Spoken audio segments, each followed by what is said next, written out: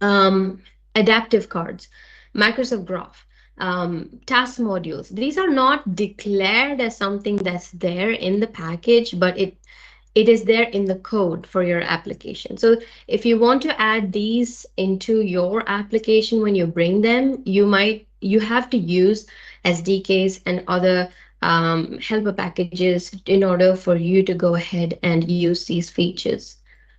Cool. So these are all the basics.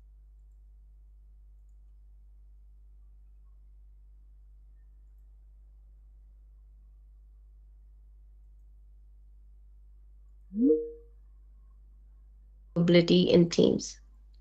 Right. So message extension, it can use task module. For example, you can start a conversation and have a dialogue, open up, fill in some information, and insert a card. Um, and these cards could be, using an adaptive card to fill in. And there are different access points from where you can create or use an entry point for your message extension.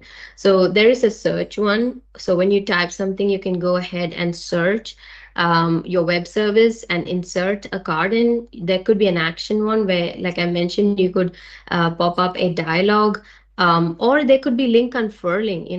This is the third type of message extension. What it does basically is, if you've noticed, if you, for example, if you want to share a YouTube video with your friend, you would just click on the share button, copy the link, and when you paste it on WhatsApp, you know how those summary box would come up, like with a small icon of what that video is, and then there is a title and link and all that.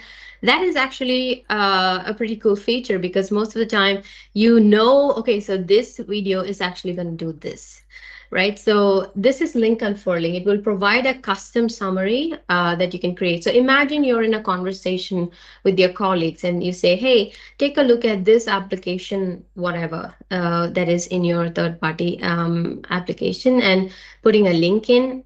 It would be more effective if that link unfurls into a summary and a small card showing what it is, with some details, and then your colleague can go ahead and click and find that information. So these are all little tiny changes you can bring into your application, but they are so impactful because you have now changed the experience of the user. They might use it more. Your application will get used more, and that's the ultimate goal for any developer, is that how their application is adopted by users and they want to use more. Right. So these are all the basics I wanted to cover, since this is an Azure community. And it's also worth knowing these things before you jump into the App Camp workshop. So now that we've seen mostly the basics, and trust me, we have created this content in such a way that even if you have no idea what I'm saying, I mean, it's a lot, right? I mean, it's just probably, if for few folks it's the first time you're getting introduced to Teams, if it's a lot, there are lots of videos and contents that we have curated in the same website. So you'll get to know all this information and more from the website. So let's just jump on to, I'm just going to stop this presentation, and let me share the screen with the website. Cool. So this is our tour. I'm going to give you a tour on the App Camp. Right? So this is why we're here. We want to know more about this workshop that will get you started.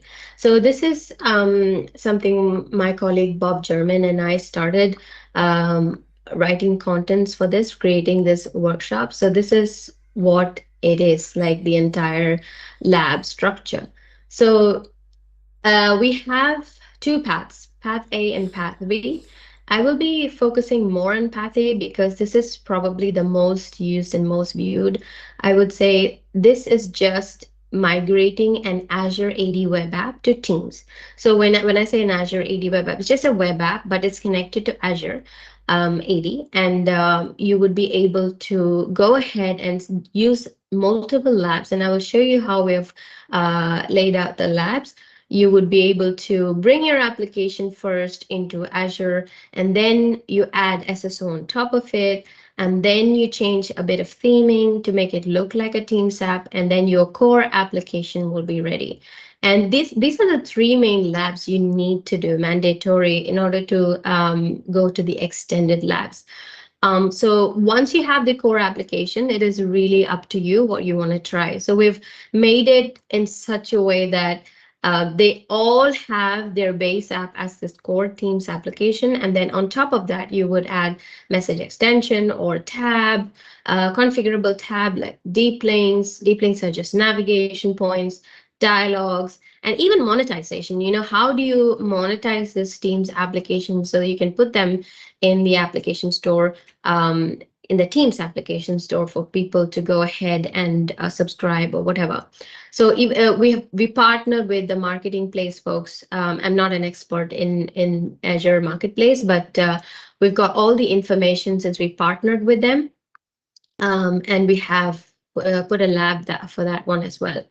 And then bonus point, this is actually something I would love to say to this community is, although this week we are announcing this new lab in the Azure focused App Camp workshop that's happening on Thursday. I'm really privileged to let you know that you people are the first who are coming to know that there is a new lab in App Camp, which focuses on using the same Teams app in Outlook and Office app, which is now called Microsoft 365 app. So it's not just the 300 million monthly active users that you're going to reach. You're going to reach folks who are in Outlook and Office app as well.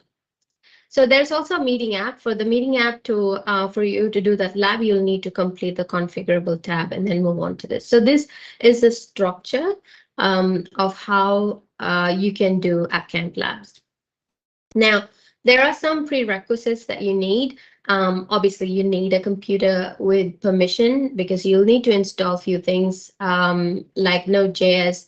Visual Studio Code is preferred because obviously this is it's a much cooler editor, but any editor of your choice is fine. And Grok is something that you'll need to install.